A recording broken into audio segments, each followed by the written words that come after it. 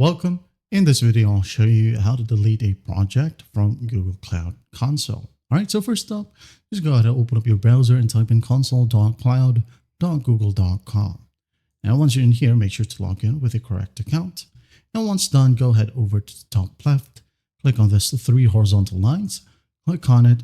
Now go ahead and go to I am and admin. Just simply hover your mouse onto it, okay? Now, once done, go ahead and go to these results and click on Manage Resources right here. Click on it, wait for the projects to load, and once done, select the specific project. For example, this one, all right?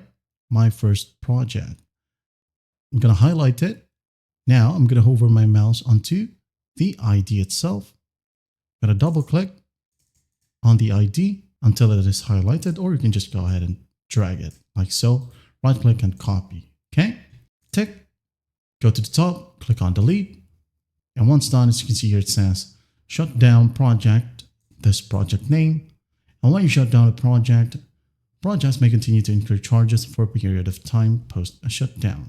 To avoid unexpected charges, disable billing for the project before shutting it down. Traffic serving stops within a few hours and you lose access to this project, of course. Now, to successfully close or delete a project, paste the project ID in here. That's why we have copied the project ID from here. Okay, as you might remember, okay, just right click and paste.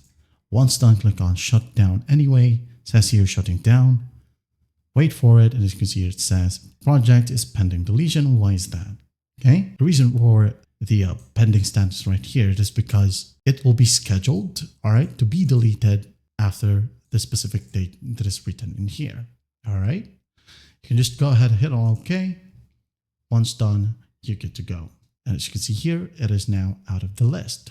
Well, I hope this video helps, and I'll see you in the next one.